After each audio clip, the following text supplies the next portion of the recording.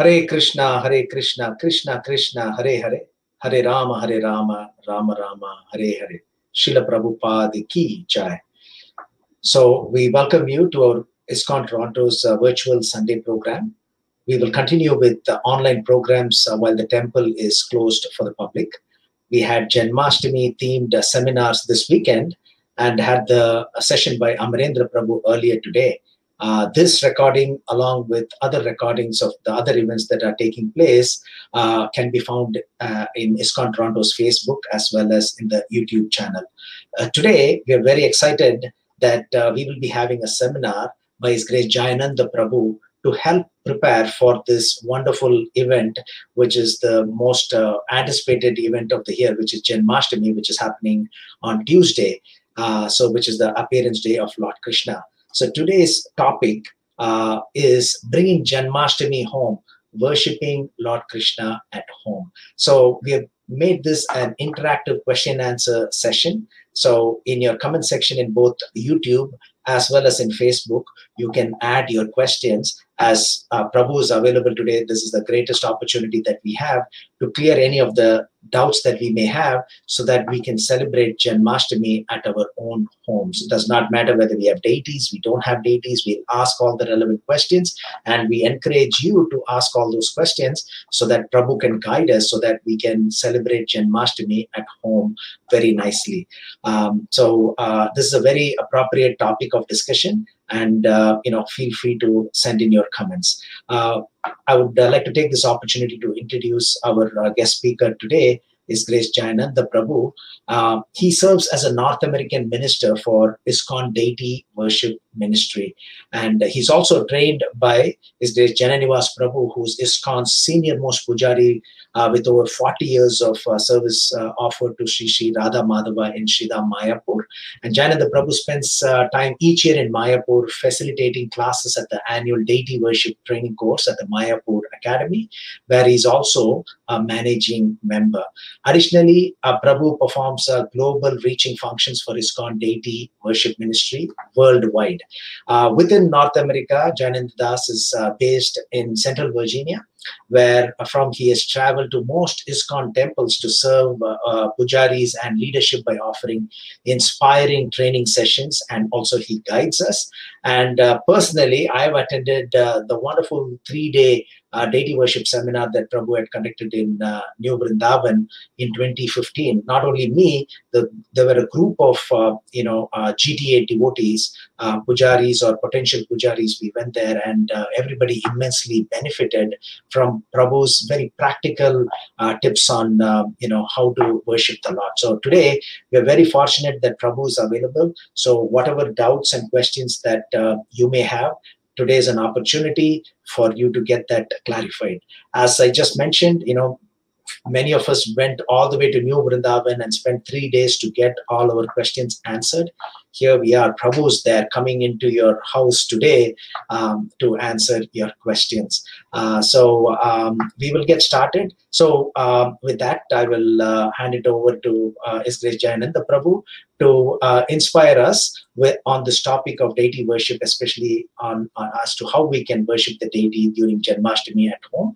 And then once Prabhu introduces us to this deity worship concept, and then we will start asking questions. Hare Krishna Prabhu, we welcome you. Hare Krishna, Ananda Garanga Prabhu, thank you so much for the introduction, and thank you all of ISKCON Toronto for having me on this evening. And yeah, interesting times, isn't it? So, as mentioned, we want to discuss some practical aspects of how we can best celebrate Janmashtami at home, and particularly how we may engage in service for our deities. And even if we don't have deities, how we can still engage in service in terms of potentially having a picture altar or what have you. Mm-hmm. I picked out a nice little shloka that oftentimes we invoke when talking about festivals, and particularly how adjustments may need to be made. And it's based on this mood of adjusting according to time, place, and circumstance. So the time is Janmashtami, the place, in this case, is our homes instead of the temple. And the circumstances such that we're not able to approach the temple. So what to do? So there's this verse I have. It's from Srimad Bhagavatam, Canto 4, Chapter 8, verse 54. It's one of my favorites. It goes like this. Om Namo Bhagavate Vasudevaya Mantrananena Devasya Kurya Dravyamaim Buddha Saparyam Vivide Dravyer Deshakala Vibhagavit.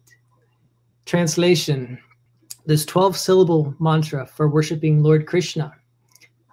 One should install the physical forms of the Lord, and with the chanting of the mantra, one should offer flowers and fruits and other varieties of foodstuffs exactly according to the rules and regulations prescribed by authorities. And now here's what makes it so relevant also for the occasion and our situation these days. But this should be done in consideration of place, time, and attendant conveniences and inconveniences. So what this means is Krishna is saying that, you know, we can make all kind of practical adjustments based upon what's going on around us. And so that's very much kind of the mood we need to imbibe, given whatever facility we have, whatever ability we have. Let's do our best to serve Krishna, in this case, from our homes this year. Wonderful, wonderful, Prabhu. What a nice, beautiful way to start glorious instructions of Narada Muni to Dhruva Maharaj, especially when the circumstances were imperfect for Dhruva Maharaj to do what he wants to do, to serve the Lord from a forest, whereas, you know, it can be done in a much better way at home. Because he was a little boy, he got used to all the comforts. So that's a great leeway into the topic that we have chosen, Prabhu. So again, on behalf of all the devotees, you know, I'd like to thank you for giving us your valuable time. We know you're so busy training many centers and devotees on deity worship, and so we're very, very glad and we're fortunate to have your association, Prabhu. So thank you for giving us. Yeah, it's wonderful to see you again after some time. Thank you, Prabhu. So Prabhu, maybe we can get started so that as devotees are joining. So we have a good mix of devotees, especially for Sunday feast classes. We have about 70 to 80% of the devotees who are not initiated. They're not first initiated, they're not second initiated, and they don't probably have deities in their homes. So maybe we can, you know, I would like to start off with that question, Prabhu. So somebody who's new to ISKCON, they know about Krishna and they know what Janamastami is, and they want to celebrate. They ideally would like to come to the temple, and still there are rules and regulations in place which prevents the temples from being opened, especially Toronto temple. So if devotees are not able to come to the temple, and typically about 5,000, 6,000 devotees at least come to the Toronto temple on Janamastami night. So now all of them are desperate. What do they do? So what would be your advice to them, Prabhu? So newcomers, they don't have deities in their house. So how can they celebrate Janamastami in their houses? Sure, wonderful question. Very practical, and this is probably the main question that all other questions are going to be coming from tonight. Mm-hmm. So whether you have deities at home or not, no problem. Some of you may very well have pictures of Krishna or Radha Krishna at home as well. So you can easily set up some sort of altar according to whatever facility you have, a simple shrine, simple altar. The point is that Krishna is in the heart. Ultimately, we don't need an altar either. Krishna is in the heart. That being said, having a picture altar or deities helps us to focus our consciousness, focus our energies towards Krishna in this case. So it can be, I don't want to overuse the word practical, but it can be a very practical way in order to help us channel and focus our energies. So is there any prescription as far as, even if they have the framed picture of Lord, so should it be Radha and Krishna together, or can it be just Krishna? What would be the suggestion? Sure. Sure, good question. In our line, in our Sampradaya, Srila Prabhupada, our founder Acharya, would always focus on the worship of Radha Krishna together, the male and the feminine aspect of Godhead. Mm-hmm. So ideally, we have Radha Krishna together. And there was also this question about, initiation status. Do I have to be initiated and all that? For home worship, there's these considerations aren't there. Srila Prabhupada also encouraged anyone and everyone at home to offer their food, chant in front of the deities or their altar, offer boga, all of these things. So these are services that are approachable and doable, offerable by anybody. Beautiful, Prabhu. So let's, I want to think through the process. So on this day of Janamastami, which is on Tuesday, and we have a grand arati at the Toronto temple, usually at 12 o'clock, midnight 12 o'clock. So do you suggest that, let's assume that devotees are very eager on this one day to celebrate the Janmashtami in their houses, as it is done in the temple. Say at 12 o'clock, if they want to do that, then what would be the process, Prabhu? So should they take, let's assume that it's a Tuesday, they will go to work, even though COVID times, many of the devotees are working from home. Let's assume that some of them are going to work.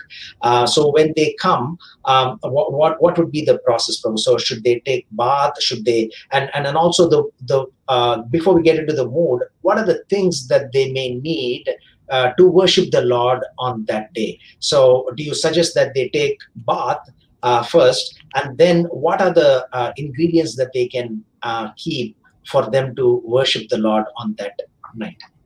Okay, sure. Yeah, so ideally cleanliness purity is a very important aspect of our worship. So internal cleanliness and external cleanliness. We can purify ourselves externally by taking a bath, Varuna Snan. Otherwise, we want to purify ourselves internally. So many of you have been introduced to the Hare Krishna Maha Mantra. So we can also purify ourselves internally by chanting this Hare Krishna Maha Mantra. So that's there. Additionally, in terms of services, as mentioned, perhaps you're coming home from work. You kind of, it depends, it revolves around what your situation is. There's no hard and fast rule in this case.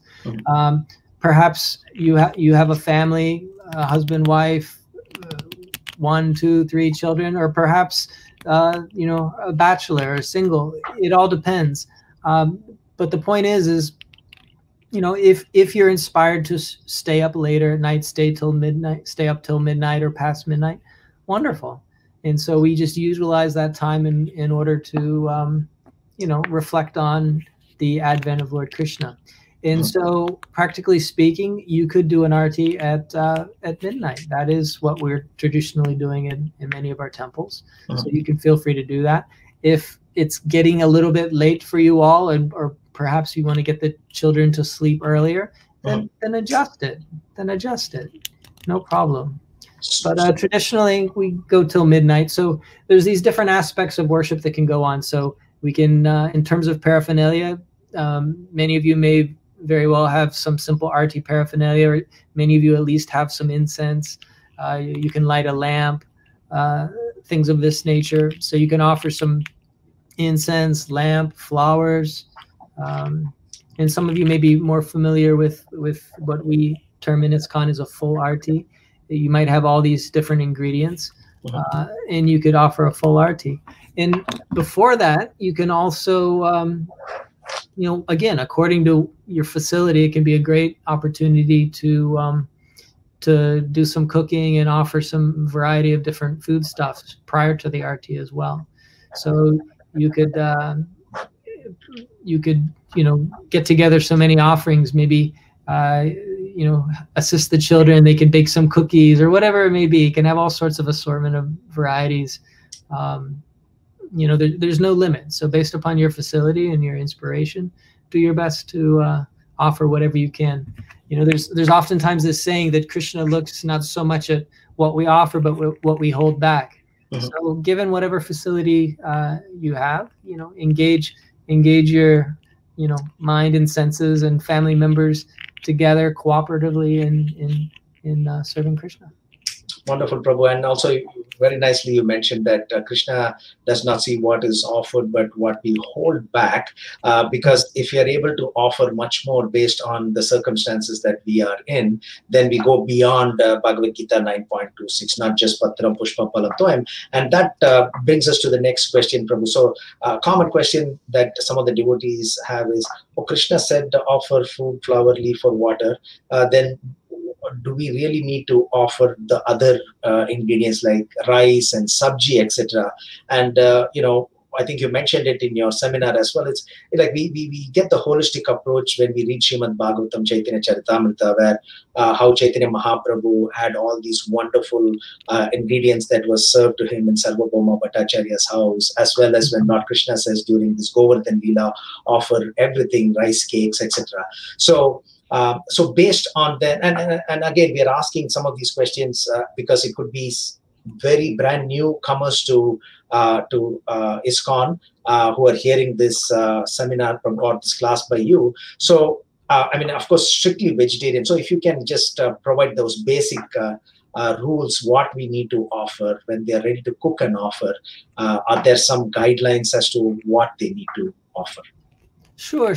In terms of, presenting an offering to Krishna, vegetarian foodstuffs, that means no meat, fish, or eggs. Mm-hmm. And beyond that, we avoid garlic, onions, mushrooms as well. Mm-hmm. Those are the general guidelines in terms of ingredients. And purity of ingredients is very important as well. In our homes, of course, we're not as strict as what we offer to our deities in the temples. Mm-hmm. But we do our best to have quality, pure ingredients. So that's there. And also, I think you answered this question, but I would like to clarify it for the benefit of our devotees, Prabhu. So in the temples, for example, in Toronto Temple, we do have timing, 4:30, and mm-hmm. 7 and 12, strict timeline where the arati is offered, and just before the arati, the bhoga or foodstuff is offered. So at home, you already mentioned that it depends, if they go to work, if they are able to stay late till 12 or if not earlier. So is that, not very strict when it comes to home deities compared to the temple deities?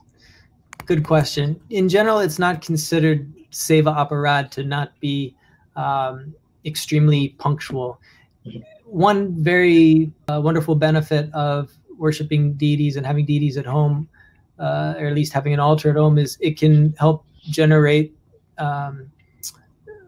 this but this aspect of being very regulated. It helps us to regulate our lives, our sadhana, our bhakti, like that. But being in the home, there's two aspects here. So first of all, temple worship, very much strict. We're on Krishna's schedule. At home, the understanding is it's more revolving around the needs of the family. So that's there. And also particularly on festivals, there's this idea of nitya seva, or daily worship, and naimittika seva, or festival worship. Oftentimes on these festival days, we may be doing so many special things and all that. So it's not considered such a problem or an offense to not be so punctual. Mm-hmm. If you can be punctual, wonderful. If you're able to set out some idea that, okay, I want to have the offering at this time and want to do the arati at this time and so on, wonderful. So, we encourage that, but don't feel any trouble in your heart if you're not able to, maintain some strict schedule at home. It's not so important. Thank you, Prabhu. And when it comes to, say, they have cooked a nice bhoga based on what you just mentioned, Prabhu, vegetarian, no onion, garlic, mushroom, etc., with love and devotion they have cooked, and when they are offering it, but these newcomers who want to celebrate Janamastami at their homes, they don't know any mantra except Hare Krishna Mahamantra. So do they have to take a printout of the specific mantras that are to be chanted when bhoga is being offered to the Lord? Do they need to go somewhere, Veda base or something, to get those? Or can they chant the Hare Krishna Mahamantra? Good question. So, our founder, Acharya Srila Prabhupada, he did give us some instructions on some particular mantras that he wanted us to chant for Boga Arpana, or offering foodstuffs, Boga. That being said, if you haven't been introduced to that, then ultimately what it comes down to is intention, right? So if you have this intention to please Krishna with these offerings, he understands that. No matter what language, no matter what mantra, it's the language of the heart. So that's what bhakti is all about. And as you invoked this verse earlier, the patram pushpam phalam toyam yome bhaktya prayachati. Bhaktya. So the primary upachara or ingredient that's most important is bhakti, is devotion. So we're trying to develop that. Some of us may say, oh, we don't have any devotion, we don't have any bhakti. But just by following these instructions of our teachers and what we see in Shastra and all that, even if we don't have this deep, sense of feeling, by just simply following these instructions, that helps us to develop that. That helps us to develop the internal. Okay, so this is the difference between, just, devotional service and practice according to rules and regulations, and something that's more spontaneous. So by doing these externals and following these instructions that were given to us, then, ultimately we make progress on the path. So, in short answer, I'm able to share, and I'm sure that also readily available, we could share some links for how we offer Boga at home. So we'd be happy to share that. But if not, then ultimately the intention, chant the Hare Krishna Maha Mantra. Thank you. And you also mentioned that if we have the Aarti paraphernalia, a camphor lamp or ghee lamp, whatever that we have. And again, we are sticking with the newcomers initially, and we'll wait for any of the second initiated devotees or seasoned devotees if they have any question. So as far as these, relative newcomers to Krishna consciousness is concerned, and they have this intention to serve the Lord nicely, especially during this COVID times, they are unable to come to the temple, and they are really with their mood and devotion, they want to worship Krishna, and they have all these Aarti paraphernalia. Let's assume that they have a camphor lamp, they have a ghee lamp, they have incense, etc. Is there, any? Do you suggest the basic sort of number of circles, because we have 4 to different versions when it comes to Damodar month, etc. So is there any guidelines? Yeah, sure. So, guidelines, traditionally we have a certain order of offering these items and what items they may be. And then in offering these items, depending upon what they are, there may be a certain number of circles like that. This is, again, another detail. So not so important. But for those of you that, are inspired and interested in following kind of the procedures, how we do in ISKCON, you could start with some incense. If you have a blowing conch, you can blow the conch for the arti, and then you can start with incense, and you can offer the incense 7 times clockwise. So you can start at the feet, and you can offer clockwise around the body like that. If you were to go from there, if you were to go to, say, the lamp, then you can offer the lamp 4 times around the feet, and then 2 times to the navel, and then 3 times around the head, and then 7 times around the whole body. So this is the system that we've primarily been following over the years. Again, the number of circles, it's a detail. Don't worry about, oh, am I doing it right or wrong? It's not like that. But is there some basic thing? Do they need to go clockwise? Can they not go? That could be a question. So they didn't ask, but I'm just asking, just in case. Clockwise for sure. Okay, and I think the newer devotees will appreciate you explaining, Prabhu, about the 4, 2, 3, and 7. So even though it might not be so important, but now that they have heard it, and it will help them during this month of Damodar as well. So just to reiterate what Prabhu mentioned, 4, 2, 3, and 7. 4 around the lotus feet, 2 around the navel, 2 clockwise rotations, and then 3 around the lotus face, and 7 around the body. Of the framed picture of Lord Krishna, will that be okay as well, Prabhu? So there's no deity, they can do the same. You're able to practically offer all the services to Krishna in the form of a picture as you would the deity. The only thing that can get you know, a little challenging is bathing a picture. That can even be done. Mm-hmm. But, you know, offering arati, bhoga offerings, you know, chanting kirtan in front of a picture of Krishna, Radha Krishna, no problem. Mm-hmm. And when it comes to now, let's I think we've covered some of the basics as far as newcomers are concerned. So you mentioned that even if they are unable to do it at 12 o'clock, whatever time that they can, you know, cleanliness is important. So they come back from work on Tuesday, they take shower, and then they cook for the Lord without onion, garlic, mushroom, of course, vegetarian. They offer to the Lord, and even if they don't remember the mantras, or if they don't know the mantras that specifically are to be chanted when these bhogas are offered, they chant the Hare Krishna Maha Mantra with love and devotion, and then they can you know, worship the Lord sincerely, and with the other paraphernalia that they have, with the incense you mentioned, 7 circles, and with the lamp 4237, and also. Can they, if they have some flower petals, Prabhu, on this special day, can they offer flower petals to the, say, the framed picture? Absolutely. Yeah, flowers are very important in our worship. So if you have the ability to procure some flowers, whether they be petals or full flowers, now's a perfect occasion to do that. Not only can you offer flowers to Krishna directly, but also you can decorate the altar with flowers. It's a wonderful opportunity to decorate.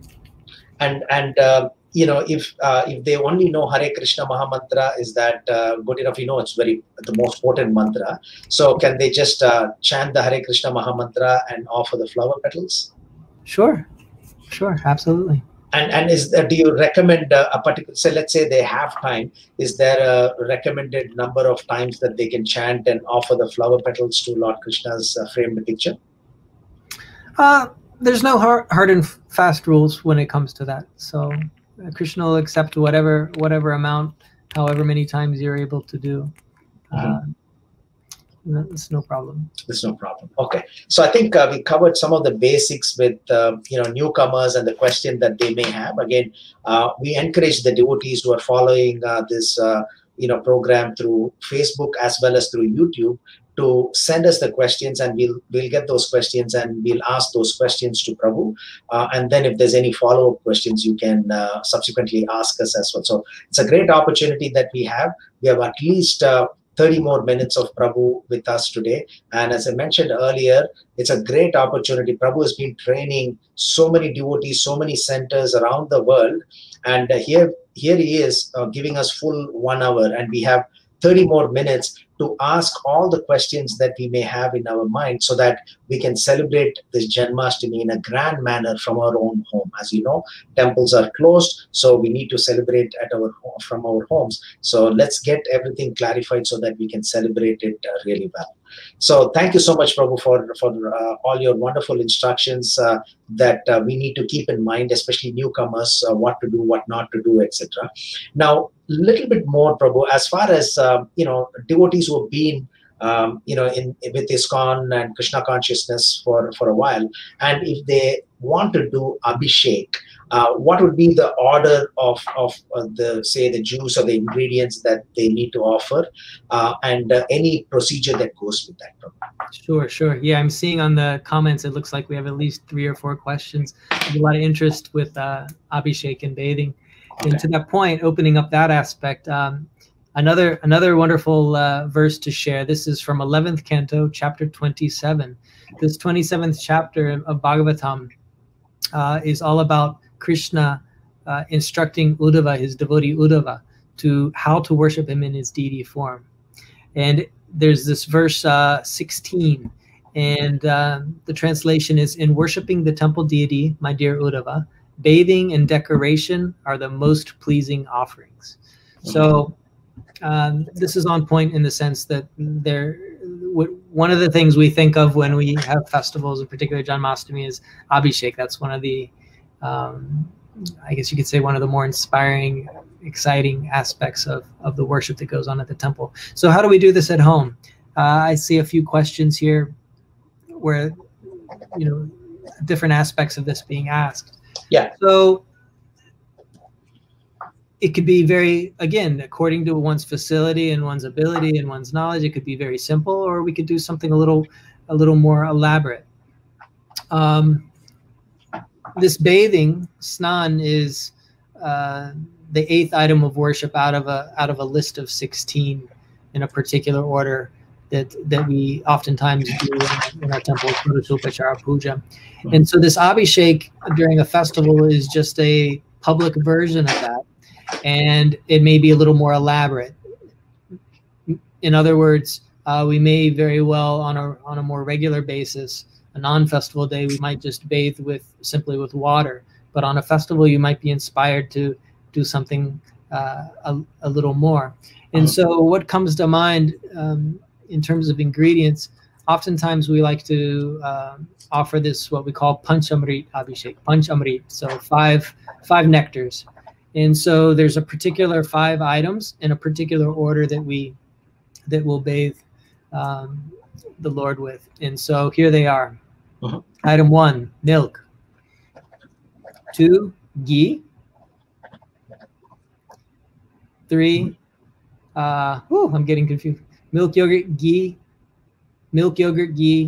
honey, sugar water. Those are the 5. Milk, yogurt, ghee, honey, sugar water. So milk, it's pretty straightforward, right?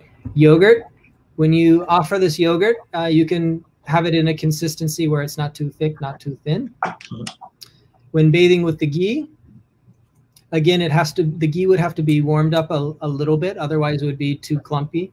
So it can be warmed up, and you could bathe in pure ghee, or you can just simply put a little ghee, warm ghee, in some warm water and bathe with that. Honey, pretty straightforward.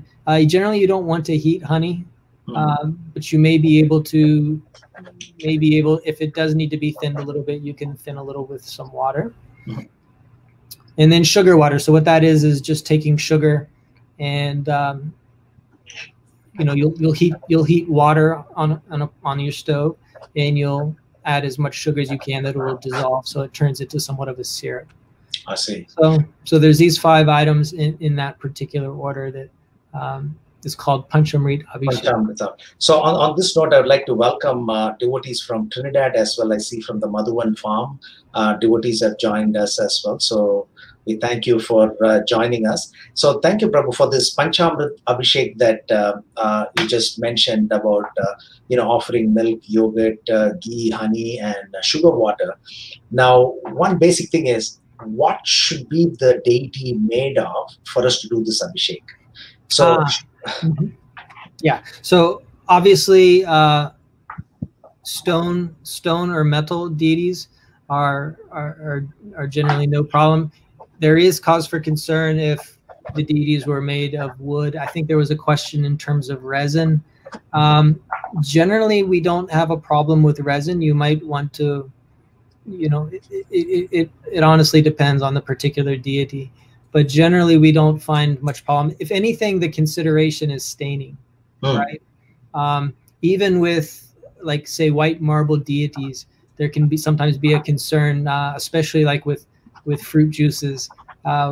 If you had some, say, strawberry in the red, depending upon the nature of the marble and how porous it may be, there could potentially be some staining. So we want to be careful with that.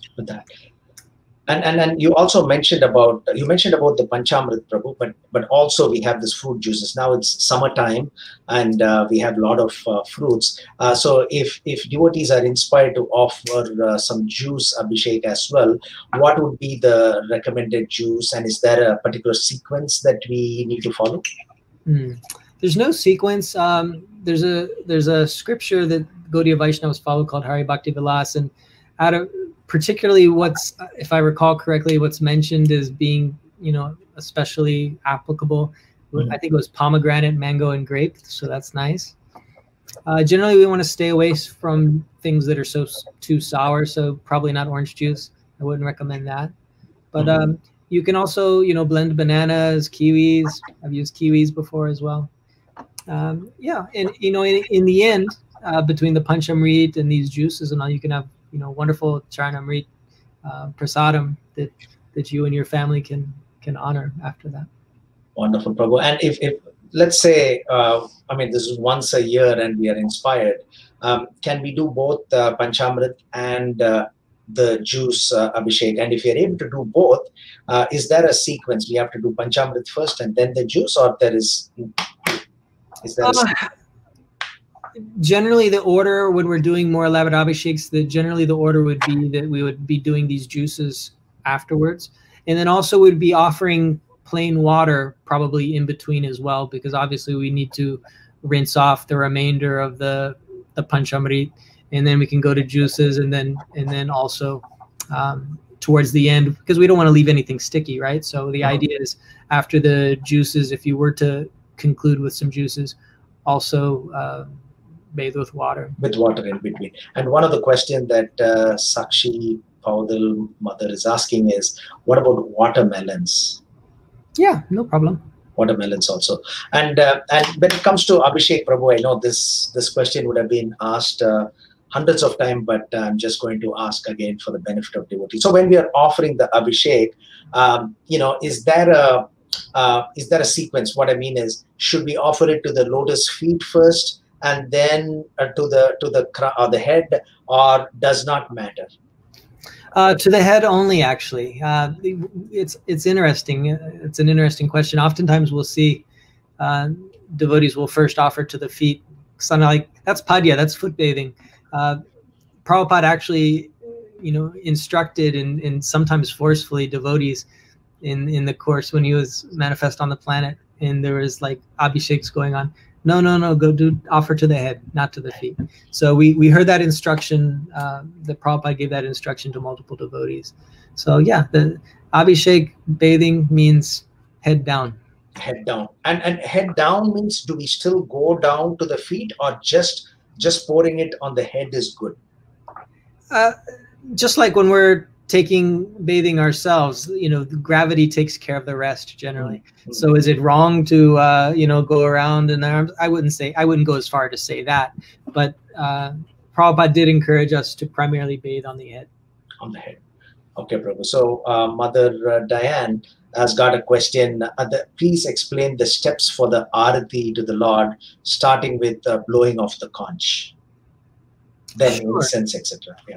Sure. I mean, maybe one thing I can give some brief explanation, but maybe it would do the best justice if I were to share some very simple home worship procedures, some PDF documents. I can share that with Anjaneti, Prabhu, yeah. Yeah, and so we can distribute those. So bhog offering, arti, simple bathing and dressing, things like this that go on regularly as we offer worship at home. Mm-hmm. In terms of arti in ISKCON, our I guess you could say our style or our procedure is largely based on Bengali customs that were going on in the area. Mm-hmm. And so on our tray, what we term a full arti is we blow the conch, then we'll offer incense, then we'll offer a lamp, then arghya. Arghya is water. Oftentimes we have it in a conch. It's auspicious water for reception. It's not bathing. Oftentimes there's a misconception that we're meditating on bathing. And then we have a piece of cloth. That cloth signifies or resembles vastra, a gift of cloth, just like you may offer a chadar as a gift, as a welcoming gift. Mm-hmm. And then finally we offer flowers, and then chamra, the yak tail whisk, and then if it's warmer weather, we'll offer a fan as well. So these are the items, and in that order that we offer. When it comes to all the circles, we'll send the document, and it'll tell, like we talked about, how many for the particularly the incense and the lamp. But we can send that out. We don't need to go into those details here. Sure. But that's the general procedure in that order. Yeah, so we have Mother Diane's email address. So once you send it, we can pass it along to Mother as well as others who may need the basic process. Thank you, Prabhu. And there is one more question from Mother Sujata. With regards to doing the arati, if we have Lord Gaurnita deities, and then we have Lord Jagannath, Baladev, and Subhadra, and then Radha and Krishna, what is the order we have to do the arati? So this is an interesting question. You probably remember when we were doing our training, these kind of questions come up as well. Yeah. And a lot of it is based upon who do you consider your main deities and all the different personalities that are there. Yeah. Generally, the mood is in like what we do in our temples, for instance.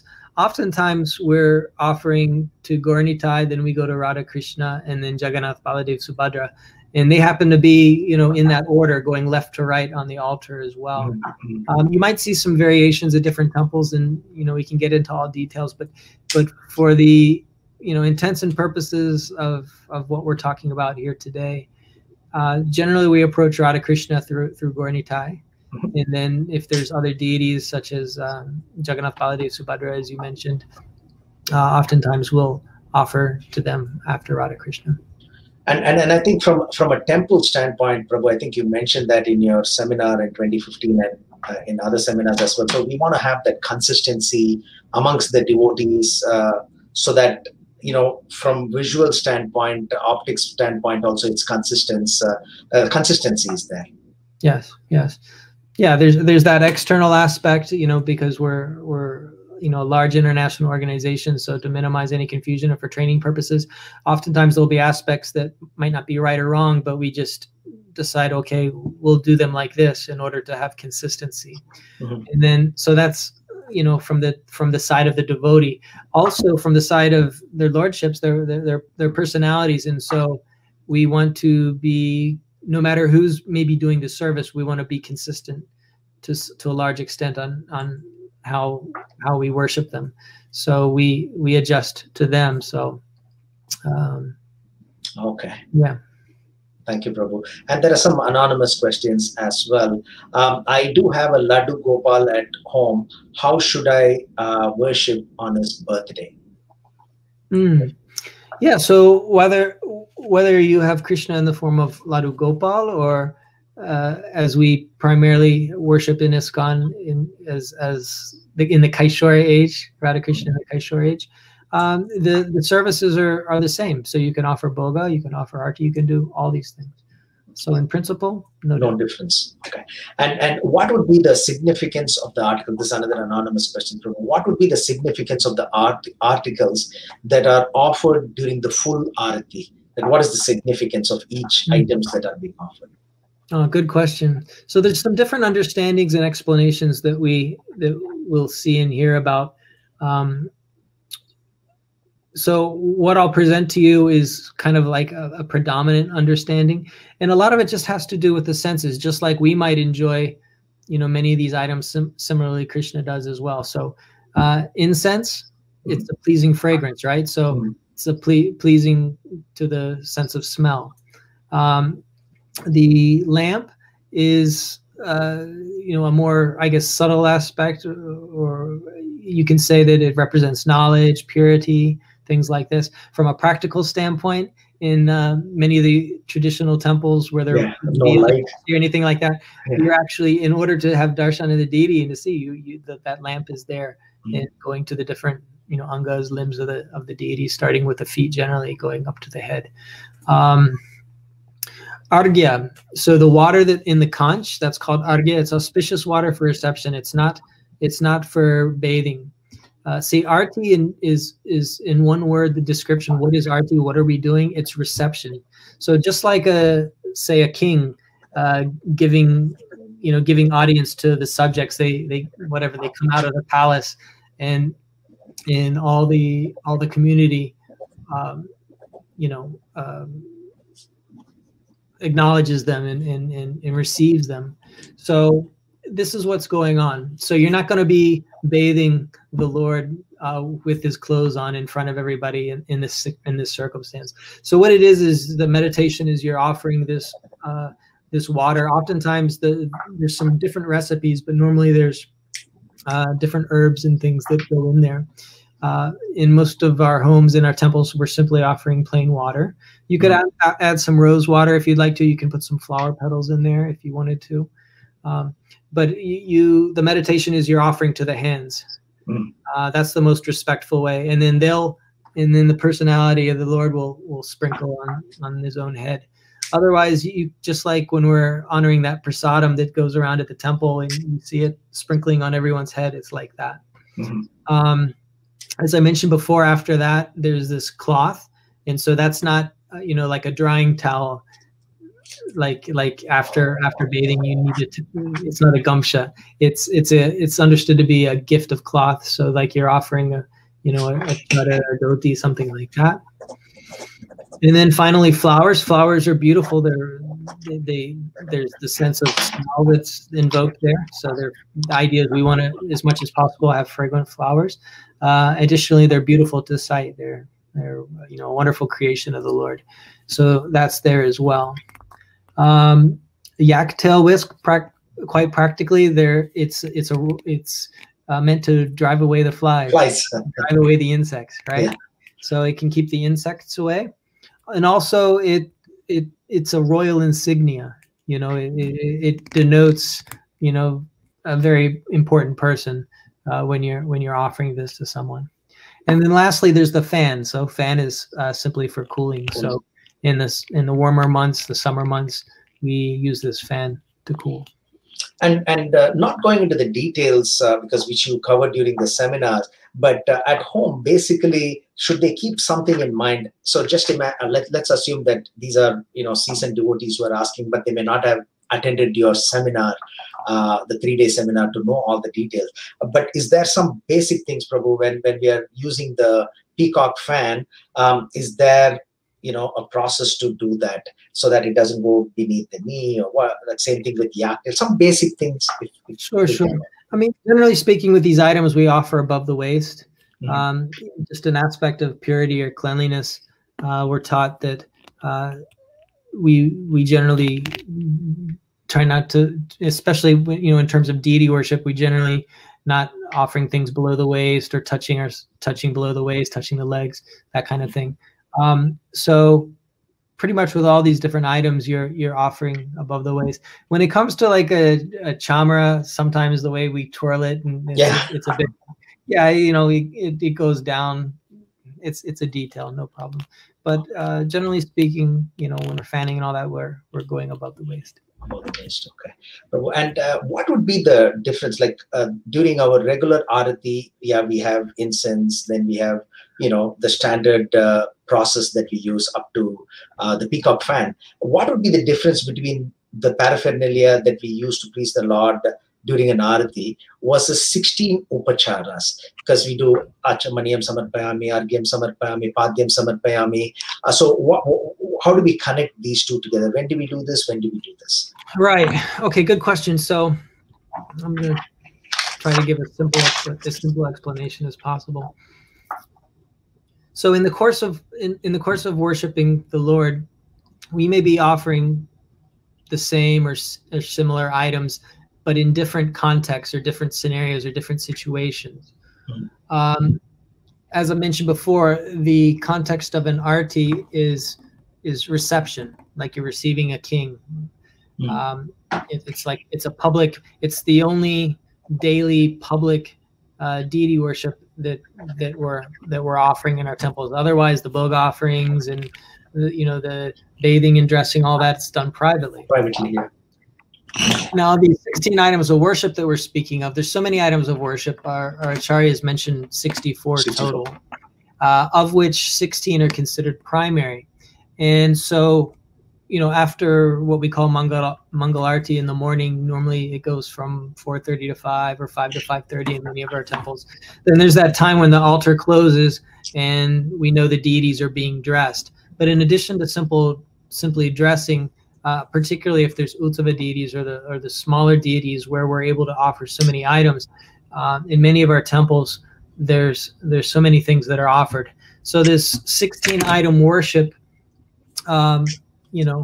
involves and you can consider it a complete worship.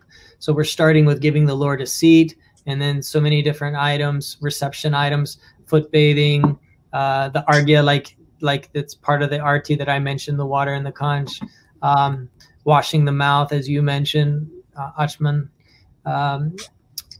Madhuparka. So there's these reception items, but then it goes to bathing. Mhm.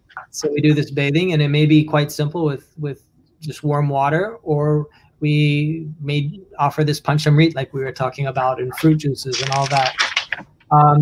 So there's the bathing, and then after that there'll be ornamenting, dressing and ornamenting. And then after that, there's we'll oftentimes offer some sweet scents, like ganda, like sandalwood paste, ganda, then some flowers, pushpa. Mhm. And then we'll offer items similar to like what we offer in an arti, where we'll offer dupa, the incense, and we'll offer a lamp. And then the 15th item would be the offering of food stuff. So oftentimes in our temples, we'll, in that time in the morning, it won't necessarily be a cooked offering. So, and this is especially relevant in our homes as well, where we'll have less facility. You can offer just a small katori of fruits or something like that, do some mixed fruits. Mhm. And then the 16th and final concluding upachar is pranamas, stuti and stotra, offering obeisances and glorification to the particular personality that we're worshiping. So this is considered, complete worship. Complete. Wonderful, Prabhu. Thank you so much. So devotees, we have, I would say, at least 10 to 15 more minutes maximum. So please send in your questions that you have in your mind. And thank you for those who have sent us the questions, and Prabhu is answering them. And it's very clear, practical answers Prabhu is giving. So Prabhu, one other question is that, as more questions are coming, facing which direction? Say, for example, if we, in many cases, we face east or north. And if it's okay for them to face in any way, should the deity be facing east or north, or we should be facing east? Is there a recommendation?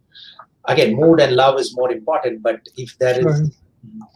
Generally, we have the deities facing east. Okay. East, sometimes south, that kind of thing. Interestingly enough, the TOVP temple, let's see, the TOVP that's coming up in Mayapur, the deities will be facing south. Oh, I see. Because of the nature of the land and how it's all set up, they'll be facing south. But in terms of like altar setup at the home and all, there's of course these aspects.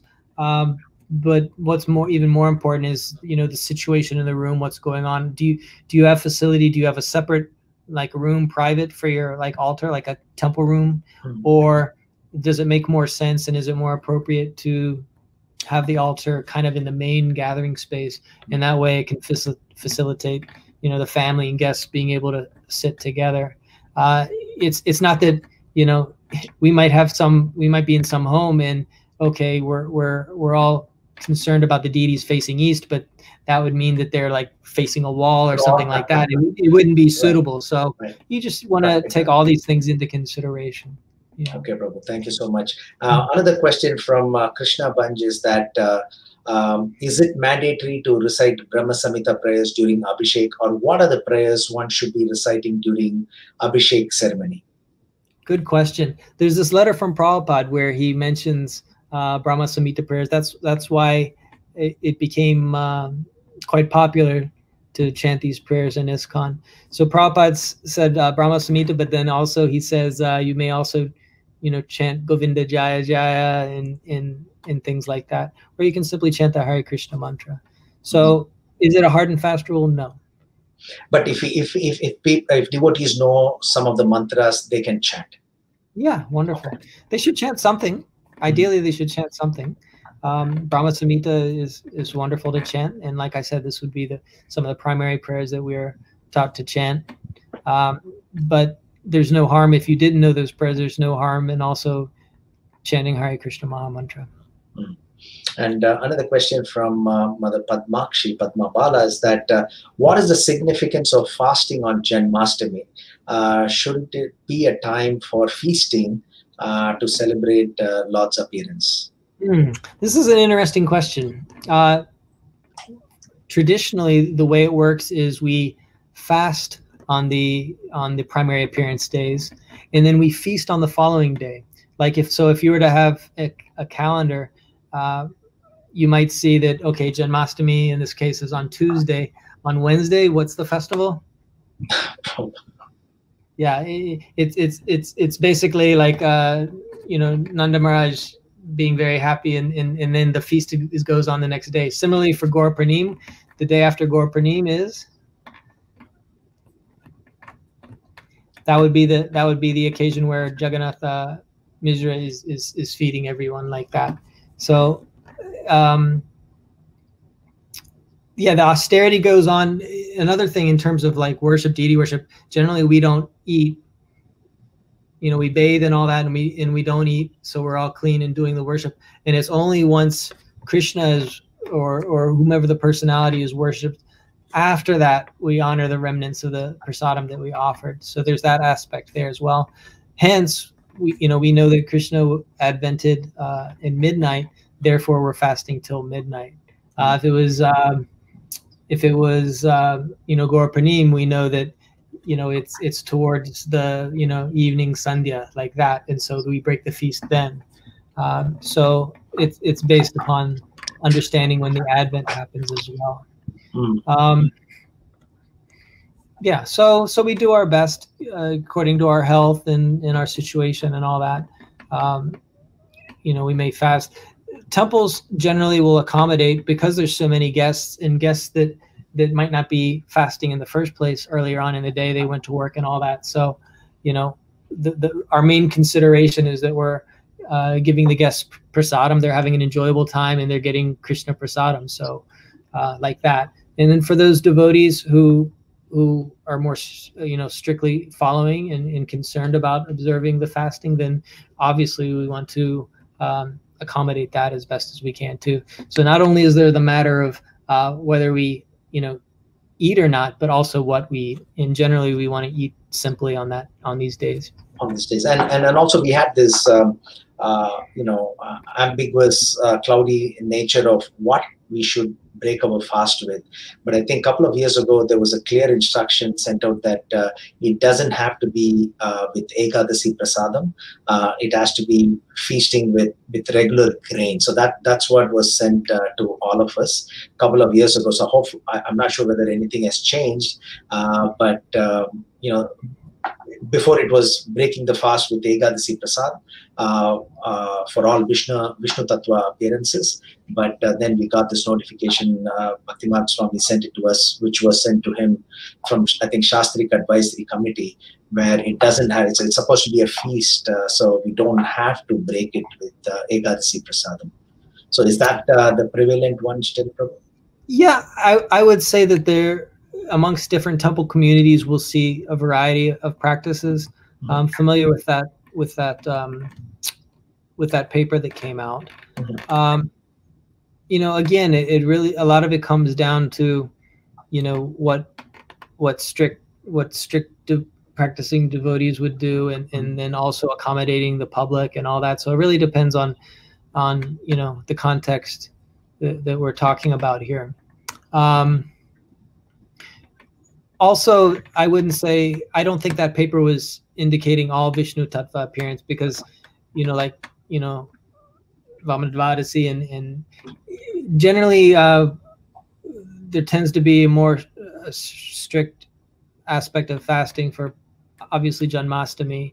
Ram Navami is there, and Gaur Purnim, and then a lot of these other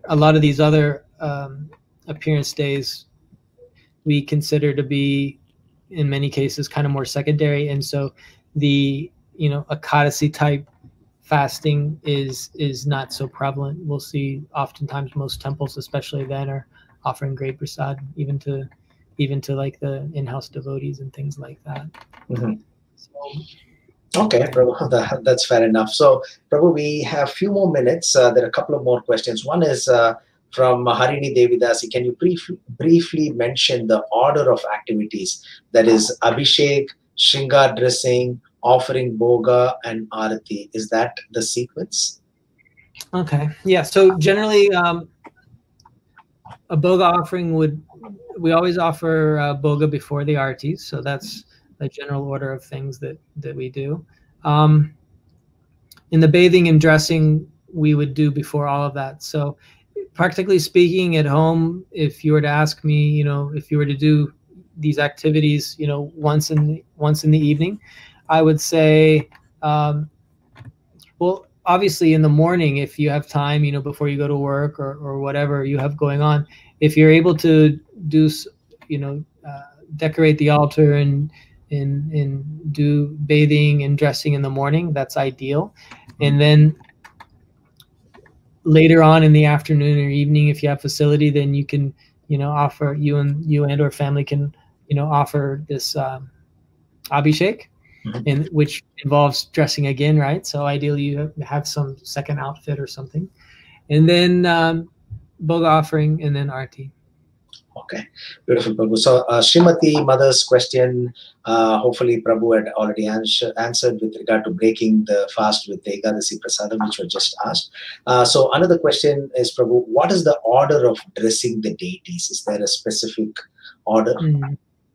Yeah, so generally, the understanding that we have is that, in the case of Radha Krishna, that, Radharani won't accept any service before Krishna, like that. So what we do is we offer these items either simultaneously, or we offer the items to the primary personality first. So that would mean offering to Krishna first, then Radharani. In many cases with Radha Krishna, we'll offer items at the same time and all that. So it's not a hard and, necessarily always a hard and fast rule.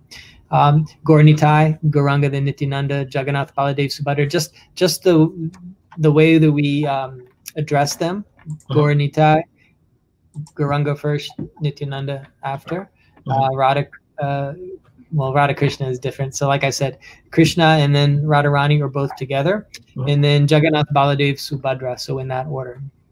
And this is one of the questions that would have come up many times, Prabhu. So typically when we offer, say for example, a ghee lamp, when we are offering, so if we have 3 sets of deities, so is it considered already offered when we offer to Gauranitai and go to Krishna, or that's, practically speaking, you need to do that?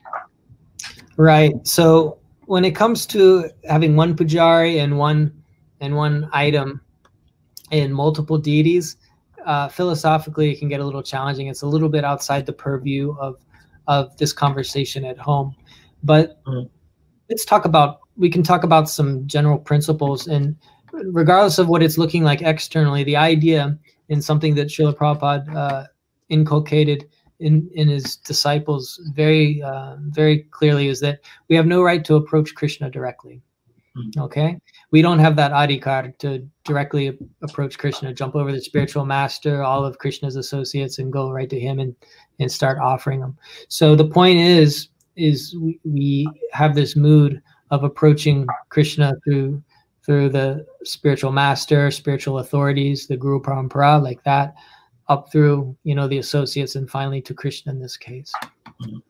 That may manifest in the externals of offering an arti, that may manifest, in some different ways. But the point is, internally, we understand that we're not going directly to Krishna. We're, offering and assisting our spiritual preceptors, and it's going up the chain, so to speak. And it's a very safe system this way, because, who am I? I can speak for myself. Who am I to directly approach Krishna? So it's very safe to approach and assist in the mood of assisting the spiritual master, like that. Wonderful, Prabhu. So I think we have covered almost all the questions that came through, and very practical, direct answers that you have given us. So it's very clear to the devotees. So I think if you don't mind, we can wrap it up with two questions, Prabhu. So one is, what should be the mood, whether we are offering this worship on Janmashtami day to a framed picture or to the deities that we have at home, whether we are first initiated, whether we are second initiated, not initiated. What should be the mood on this Janmashtami day, first of all, and on any other day when we are offering worship to the Lord?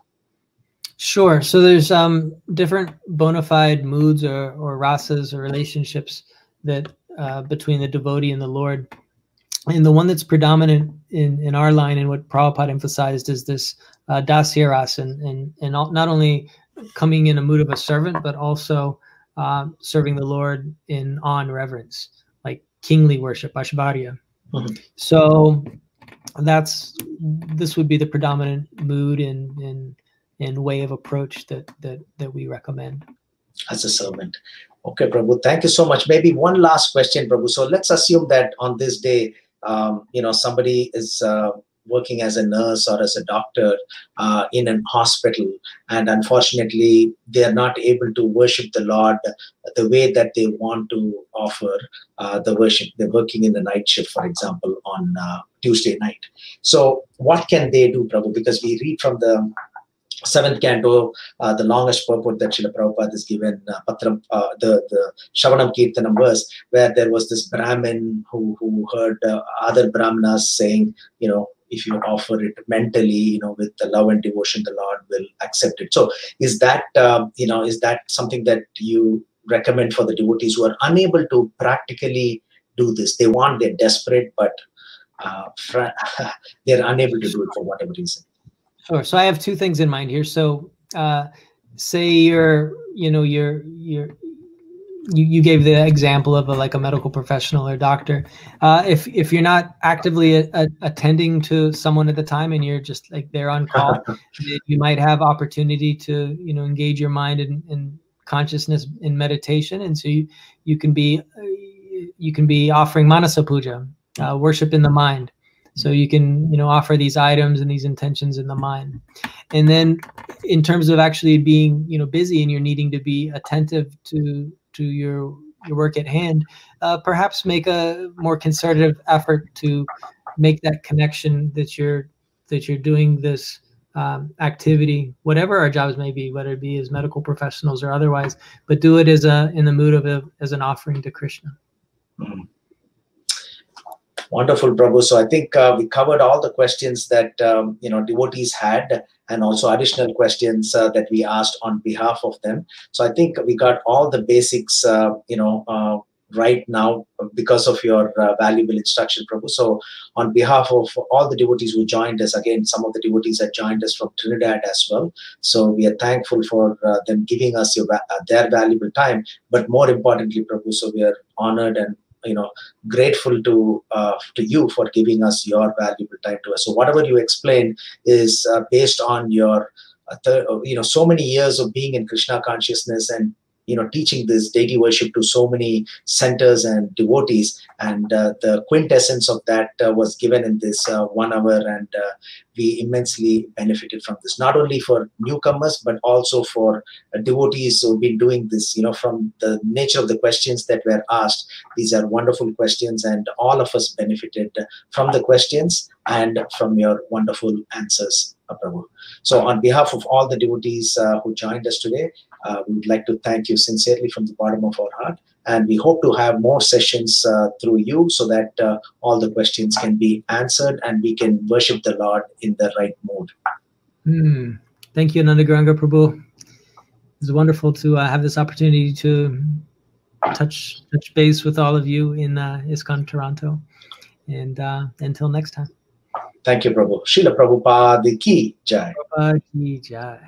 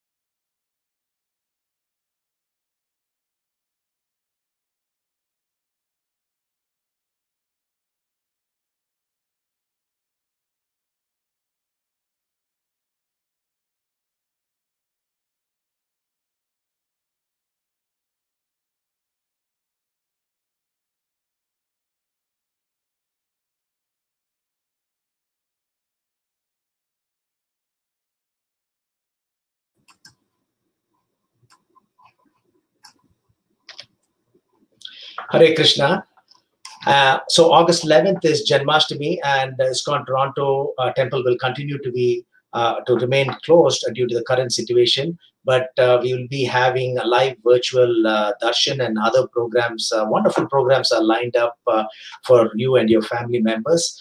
In the morning, we have class by Dinabandhu Prabhu, all the way from Vrindavan, India. For those of you who've been to Vrindavan, I've been personally to all his parikramas. Many years in succession I've been to his parikramas. Wonderful parikramas, and he gives wonderful classes. So he's going to give us, so this morning class by Dinabandhu Prabhu from Vrindavan will be there. He'll be speaking about Krishna Leela, as well as we have a Rudra Gita Havan at 9 o'clock. So 9 a.m. on Tuesday morning, we have Rudra Gita Havan. So this is Rudra Gita means, some of the newcomers may think, oh, this is a yajna for Lord Shiva. Actually, these are the greatest prayers that we can find, set of greatest prayers from Srimad Bhagavatam. It is actually taught by Lord Shiva, who's Rudra, to Prachetas, who are 10 in number, Prachina Barishat's sons. So these are very powerful prayers, and eventually the Prachetas met Lord Narayan face to face, and so many benedictions were given. So this hidden gem, so we want to excavate from the bottom of the Srimad Bhagavatam, which is there hidden. We want to bring it up. So it is there in Srimad Bhagavatam in the 4th canto. So you can log on to ISKCON Toronto website, and you'll know what are the verses, so you can follow along when this Rudra Gita Yajna is being done at ISKCON Toronto Temple coming Tuesday, which is 11th of August, starting sharp at 9 a.m. So it'll be only from 9 a.m. to 10 a.m. But wonderful sponsorship opportunities are available. What is greater than following this yajna and contributing towards propagation of Krishna consciousness on this most auspicious day? So as you know, the temple remains closed. So this is a great sponsorship opportunities, and you will also get the remnants of this yajna that is going to be done. And then on 11th, which is Tuesday, August, we will have a continued program in the evening. At 6 p.m., we have Darshan and Aarti, which will be directly telecast through Facebook and other multimedia, and special play. So this is not to miss. On Tuesday in the evening, there is a special play and class by His Holiness Bhakti Marga Swami. And also you can watch the Abhishek starting at 11 p.m. as well as the midnight Aarti at 12 o'clock. So you can stay at the comfort of your homes, and you can take part in all these wonderful events. So not to miss events that are happening on the day of Janamastami, starting in the morning all the way to midnight. And so various sponsorship opportunities are available. So we look forward to for this virtual program, where you'll be joining with your families and friends as well. But please log on to ISKCON Toronto's website and the Facebook pages for you to know what are the various other sponsorship opportunities that are available. So you can take part in this Abhishek virtually, as well as in this Havan virtually as well. So please log on to ISKCON Toronto's website. Hare Krishna, Krishna Krishna, Hare Hare, Hare Rama, Rama Rama, Hare Hare. Srila Prabhupada ki jai.